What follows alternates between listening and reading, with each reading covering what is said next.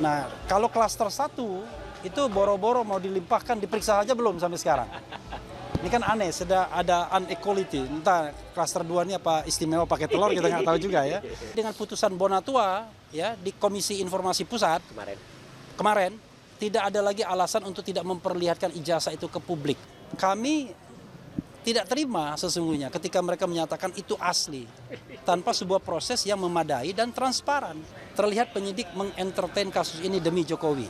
Bahwa yang namanya pencemaran nama baik ini tidak berlaku untuk para pejabat. Kok lucu dikenakan pasal 32 Undang-Undang ITE ya, 32 ayat 1. Nah, terakhir pasal 35 jungto pasal 51 ini yang lebih lucu lagi. Intinya adalah ada orang yang mengedit sebuah dokumen termasuk dokumen publik, dan editing itu dimaksudkan agar seolah-olah dokumen itu menjadi dokumen yang otentik mengenai kasus di klaster 2. Khusus klaster 2 itu Roy Suryo, Rismond Sianipar, dan kemudian Dr. Tifa atau Tifauzia Tiasuma. Nah, kalau klaster 1 itu boro-boro mau dilimpahkan, diperiksa aja belum sampai sekarang. Ini kan aneh, sudah ada unequality. Entah klaster 2 ini apa istimewa pakai telur, kita nggak tahu juga ya. Nah, ada 7 poin yang sudah kami rumuskan soal keberatan itu. Nanti akan ditambahkan secara simultan oleh Dr. Tifa, oleh Mas Roy, oleh rekan-rekan PH lainnya. Saya bacakan saja karena saya tidak hafal semua, ya kan. Oke. Kami mengatakan begini ya, yang kami sampaikan, bahwa pelimpahan berkas perkara atas nama Roy Suryo, Rismond Sianipar, dan Dr. Tifa atau Tifauzia Tiasuma sangat prematur dan tidak memiliki dasar hukum yang kuat dengan alasan-alasan sebagai berikut. Nanti saya bacakan tapi yang lain nanti elaborasi. 1. Ahli dan saksi meringankan saksi adcharge yang diajukan tim kuasa hukum RRT belum diperiksa hingga saat ini. Jadi tim kuasa hukum RRT itu namanya Bala RRT ya. Barisan Pembela Roy, Rismond, dan Tifa. Tapi kami mendapatkan surat per tanggal 20 Januari panggilan itu, padahal sudah dilimpahkan, nanti akan dielaborasi oleh Bang Jagir ya. Oke. Kemudian yang kedua, dari pemeriksaan terhadap RRT oleh penyidik pada tanggal 13 November 2025, pemeriksaan sebagai tersangka, dan gelar perkara khusus pada tanggal 15 Desember 2025 oleh penyidik Polda Metro Jaya, terlihat dasar penetapan tersangka sumir. Karena tidak ditunjukkan secara spesifik lokus deliktinya yang mana, tempus deliktinya yang mana, peristiwa pidananya yang mana. Yang ditunjukkan ke kami hanyalah sebuah tempus delikti yang panjang, yaitu 22 Januari sampai 30 April 2025. Tapi yang spesifiknya kita nggak tahu. Seperti kasus Sylvester kan kelihatan betul tuh. Demo di depan Mabes ya? Ya. Dan kelihatan kan kalimatnya apa, kemudian tempusnya di mana, lokusnya di mana, itu kelihatan. Oke. Kalau ini nggak jelas, nanti akan dijelaskan oleh teman kami. Kemudian yang ketiga, nah ini bahasa Mas Roy, selembar kertas ijazah asli. Saya cuma bilang ijazah asli dalam tanda kutip, tapi ini selembar kertas ijazah asli yang diperlihatkan pada gelar perkara khusus pada tanggal 15 Desember 2025 oleh penyidik Polda Metro Jaya justru makin meragukan dan menguatkan dugaan ijazah palsu Jokowi. Kenapa? Antara lain adalah terlihat dari proses yang tidak transparan. Jadi kalau kita bicara prinsip good governance, clean government, itu sangat tidak govern. Tidak boleh disentuh, tidak boleh dirabat, apalagi difoto. Tetapi dengan putusan Bonatua ya di Komisi Informasi Pusat kemarin tidak ada lagi alasan untuk tidak memperlihatkan ijazah itu ke publik kalau diminta. Iya, dan harus berani diteliti oleh publik sekalipun. Oke ya. Kemudian 4, ini Mas Roy akan tambahkan nanti. Ahli yang dimintai keterangan oleh penyidik sangat meragukan dan tidak jelas keahliannya, diduga memanipulasi data atau informasi elektronik. Diduga. Jadi waktu gelar perkara khusus pada tanggal 15 Desember, kami berharap akan crossfire dengan ahli sana. Ternyata tak satu pun ahli dikeluarkan oleh mereka. Dan kita mendatangkan ahli, 3 orang ahli waktu itu yang didengarkan. Ada Profesor Tono Saksono, Rido Rahmadi PhD, dan kemudian Didit Mulyanto. Ya. Didit Wijayanto. Didit Wijayanto Mulyanto itu stand up comedian. Oke. Ntar Panji lagi, ngantuk lagi nanti. Yang kelima, pernyataan keaslian ijazah Jokowi oleh pihak penyidik sangat diragukan dan penyidik bekerja tidak independen. Karena itu dibutuhkan hasil laboratorium yang kredibel dan independen. Jadi kawan-kawan semua, tanpa menghilangkan respek dengan penyidik Polda Metro Jaya atau Bareskrim Mabes Polri, ya, kami tidak terima sesungguhnya ketika mereka menyatakan itu asli tanpa sebuah proses yang memadai dan transparan. Karena itu kita ingin ada the third opinion bila perlu. Karena itu kita bersurat kepada lembaga di luar Reskrim, di luar Mabes Polri ini. Nah, memang kita lihat apakah mereka bisa atau tidak.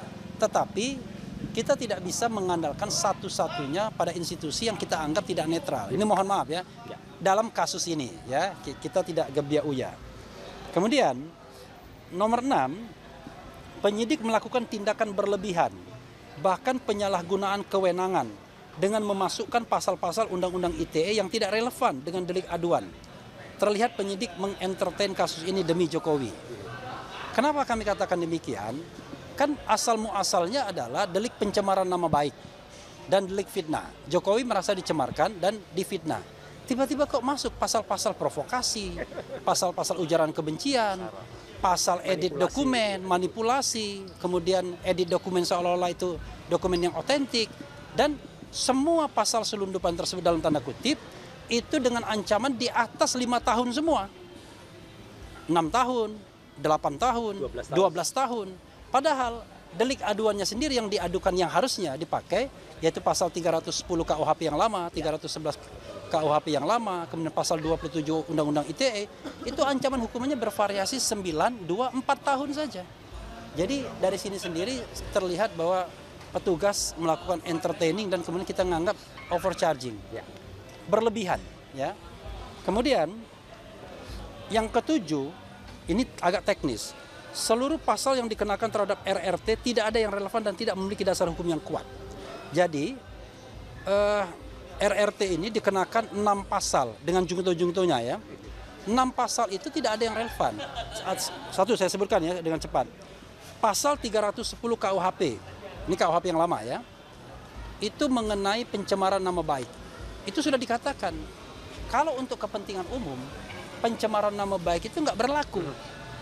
Ya, jadi untuk kepentingan umum dan membela diri. Soal ijazah ini adalah soal kepentingan umum, soal publik, dan putusan KIP memperkuat itu.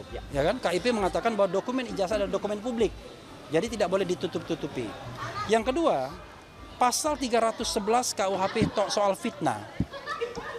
Fitnah itu baru punya legitimasi kalau ada putusan pengadilan yang berkekuatan hukum tetap yang mengatakan ijazah itu asli.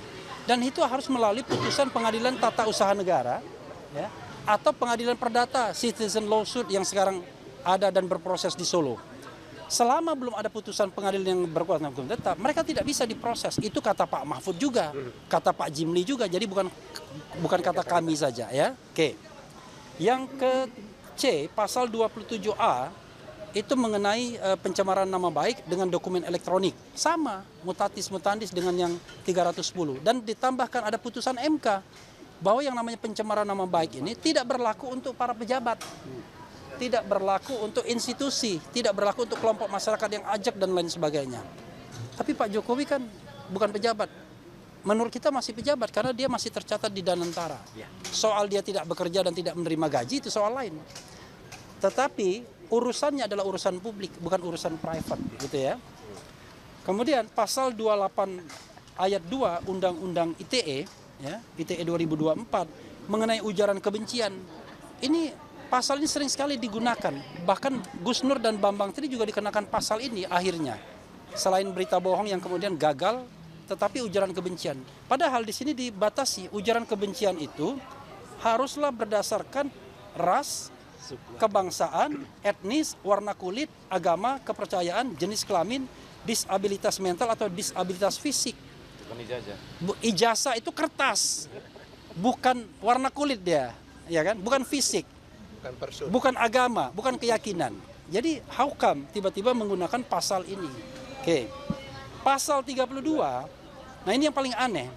Intinya pasal 32 itu adalah memanipulasi yang menyebabkan dokumen publik atau dokumen orang lain itu rusak. Mas Roy dan teman-teman ini, Rismon, Dr. Tifa, nggak pernah ngerusak dokumennya Pak Jokowi itu yang bernama ijazah, sokol ijazah itu. Yang mereka lakukan adalah melakukan sebuah analisis, di mana first produknya sama end produknya sama. Mereka kan tidak membuat hal yang baru atau membuat rusak dokumen tersebut. Kok lucu, dikenakan pasal 32 Undang-Undang ITE, ya, 32 ayat 1. Nah, terakhir, pasal 35 Jungto pasal 51, ini yang lebih lucu lagi. Intinya adalah ada orang yang mengedit sebuah dokumen, termasuk dokumen publik, dan editing itu dimaksudkan agar seolah-olah dokumen itu menjadi dokumen yang otentik. Awalnya palsu kan? Atau tidak asli. Lalu dieditlah sama Mas Roy CS agar terlihat otentik. Ya, nggak ada. Ini kan terbalik justru. Tidak ada satu single statement pun yang mengatakan Mas Roy, Dr. Tifa, dan Rismon itu mengatakan ijazah itu adalah asli setelah mereka edit agar tampak otentik. Yang ada malah 99,9% palsu. Jadi it doesn't make sense, nggak masuk akal kan? Ngapain dia bilang bahwa seolah-olah itu otentik padahal statementnya adalah palsu. Itu yang saya sampaikan secara in brief ya, nanti akan ditindaklanjuti, akan dielaborasi lebih lanjut oleh rekan-rekan PH yang lainnya.